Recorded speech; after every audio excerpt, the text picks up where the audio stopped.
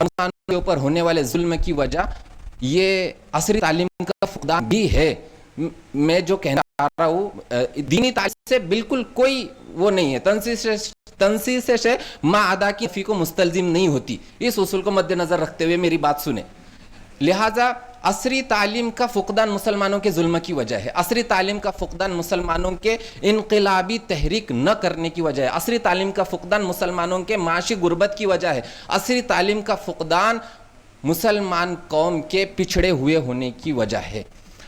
इसको हमें एक सुधारने की जरूरत है। कैसे, वो भी बताता हूँ। असली तालीम हासिल करने के आसान तरीके, मैंने तो ये तो बताया मुसलमानों की कैफियत। आसान तरीके सबसे पहला ये है कि आरटीई के जरिए से हर कस व नाकस 9th स्टैंडर्ड तक तालीम हासिल कर सकता है फ्री ऑफ एजुकेशन के तहत। उसके बाद भी आला तालीम भी हासिल कर सकता है, जिसके अंदर स्कॉलरशिप हासिल होती है। स्कॉलरशिप बहुत इजी तरीके से हासिल होती है। गवर्नमेंट की भी स्कॉलरशिप मिलती है और कॉर्पोरेट की भी स्कॉलरशिप मिलती है। कहाँ तक भी पढ़ सकते हैं। मैं अब तक पढ़ाई कर रहा हूँ और LLB का हजरत मैंने CET एग्जाम दिया हुआ भी जी। मैं फाइल इसीलिए रखा हूँ, ताकि ये इसलिए नहीं रखा हूँ कि मैं कुछ अलग से नुमाया चीज़ बताऊँ, लेकिन इसलिए रखा हूँ कि तालीम मेरी अभी भी जारी है। अभी LLB का CET इम्तिहान दिया हूँ, उसके अंदर दुआ कीजिए पास हो जाऊँ तो वकालत के लिए मैं दाखिला ले लूँगा और वो पढ़ाई शुरू कर दूँगा।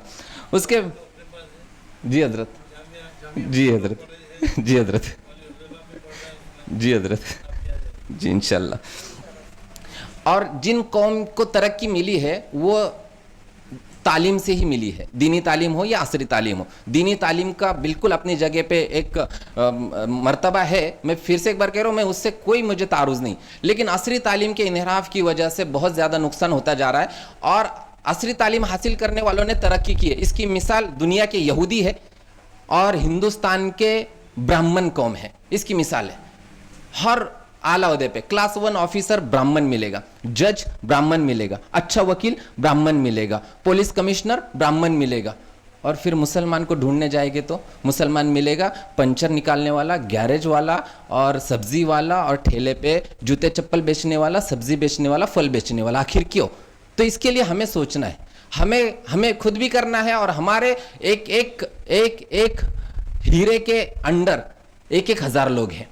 आप सब हीरे हैं। अन्नासु मादिन, आप काइन, ये माइंस हो आप, आपके अंदर से बहुत कुछ खजाना निकल रहा है। तो आपके अंडर 1-1 हज़ार लोग हैं, उन तक इन बातों तक आप पहुंचा दीजिए। उसके बाद में मुसलमानों का सरकारी नौकरियों में आने का फुकदान, ये बहुत बड़ी वजह है कि मुसलमान इस तनज़्ज़ुली के अंदर पहुंच चुके। डेमोक्रेटिक कंट्री है, डेमोक्रेटिक कंट्री के अंदर जब तक हुकूमत के अंदर हम नहीं पहुंचेंगे तब तक हमारा जवाल ही होता रहेगा। फिर से एक बार कहता हूं, डेमोक्रेटिक कंट्री में जब तक हम हुकूमत के ओहदे तक नहीं पहुंचेंगे तब तक हमारा जवाल ही होता रहेगा, चाहे कुछ भी कर लिया जाए। अमेरिका के अंदर रेड इंडियंस थे, रेड इंडियंस के ऊपर बड़ा जुल्म हुआ। अमेरिकियों ने, गोरों ने वहां पे कालों को मारा। उन्होंने बर्दाश्त किया और अपने बच्चों को पढ़ाते गए यहां तक कि 30 साल के बाद में वहां के बड़े बड़े ओहदों पर वो रेड इंडियंस ही फाइज हुए। गूगल का CEO इंडियन है, उसके बाद माइक्रोसॉफ्ट का CEO इंडियन है। क्यों हुआ? उन्होंने तालीम के अंदर उनको आगे बढ़ाया। और ये वो इंडियन नहीं जो यहां से गए, समझ लीजिए, ये वो इंडियन नहीं, ये वो इंडियन है जिन्होंने वहां पर ही तालीम हासिल करके उनको पढ़ाया। रेड इंडियंस ये वही के, यहां से गए हुए नहीं है, ये वही के है। उसके बाद में और मुख्तसर कर देता हूं कि सरकारी नौकरी हासिल करने के लिए मैं एक तरीका बताता हूं कि क्या किया जाए। मैं जब गया था वक्फ बोर्ड के अंदर इंटरव्यू के अंदर, यही फाइल लेकर गया था, इस वजह से हजरत के सामने रखा हो। इस फाइल के अंदर हजरत, इस फाइल के अंदर मेरे असरी तालीम के तमाम सर्टिफिकेट्स, कंप्यूटर MSc IT से लेके तो PG तक, यानी पोस्ट ग्रेजुएशन तक के, D.Ed वगैरह के साथ में बहुत ही कायदे से लैमिनेशन करके मैंने रखे हैं। उसके बाद में मदरसे और पहले स्टैंडर्ड से, पहली से पोस्ट ग्रेजुएशन तक के सब चीजें इसके अंदर, और मदरसे के दीनियात से इफ्ता तक के तमाम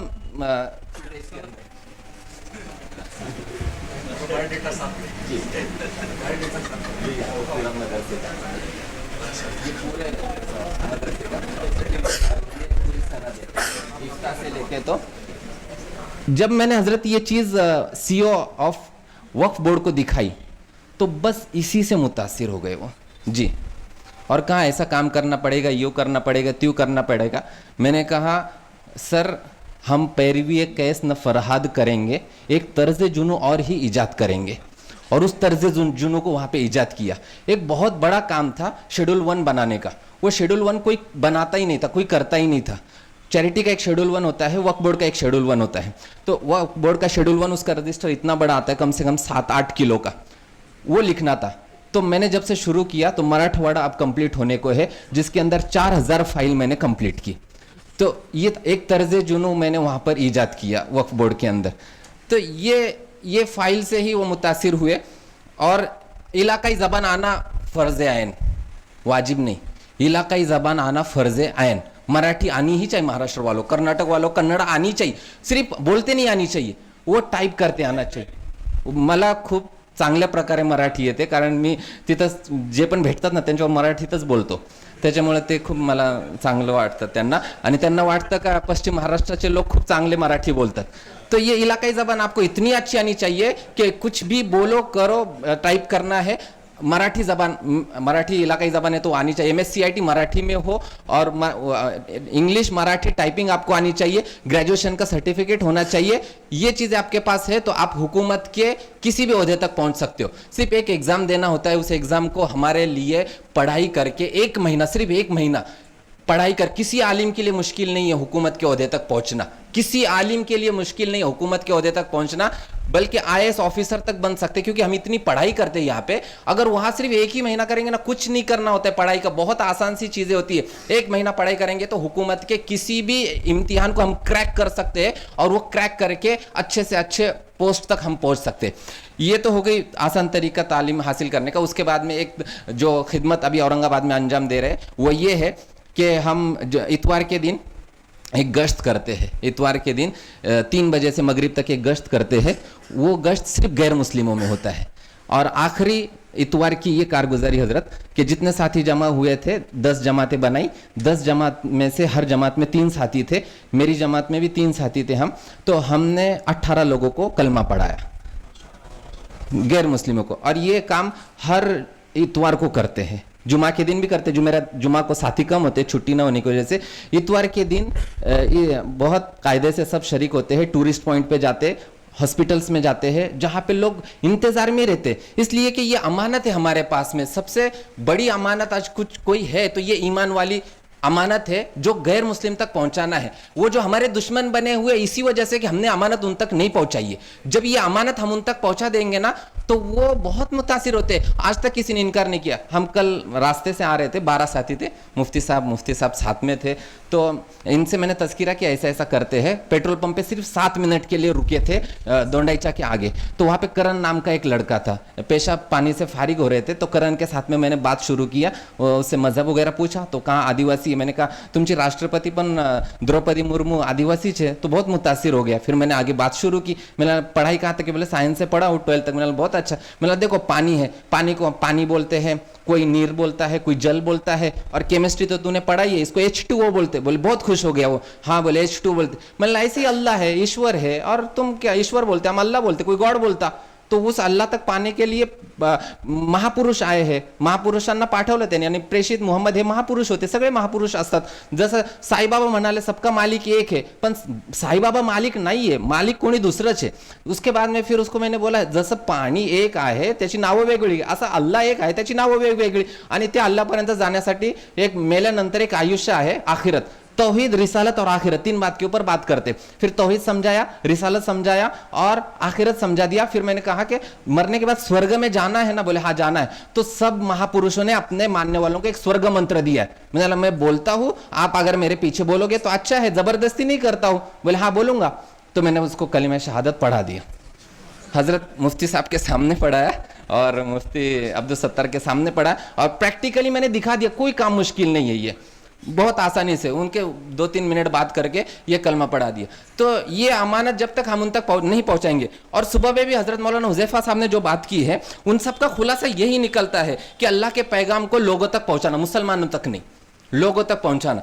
तो दूसरी हजरत ने भी जो बात की, अद्दीन अन-नसीहा, अद्दीन अन-नसीहा किसके लिए? सबके लिए है नसीहत, सबके लिए। और सबसे बड़ी नसीहत ईमान के अलावा और क्या हो सकती है? उसके बाद में मुफ्ती गयास साहब ने भी जो बातें की है, ये सब का खुलासा फिके इस्लामी पर बहुत काम हुआ है।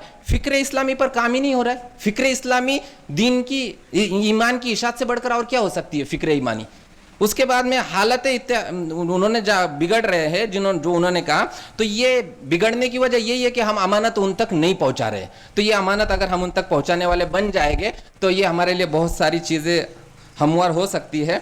और हज़रत का एक शेर मैं शुरू में कहने वाला था, सुबह होती है शाम होती है और हज़रत की ऐसी ही याद आती रहती है। तो हालांकि हज़रत कुछ और बोलते हैं लेकिन हज़रत की याद आती रहती है। लिहाजा और भी मजमून था लेकिन अब नहीं पढ़ूंगा। अल्लाह ताला हम सबको कहने सुनने से ज़्यादा अमल करने की तौफीक अता फरमाए।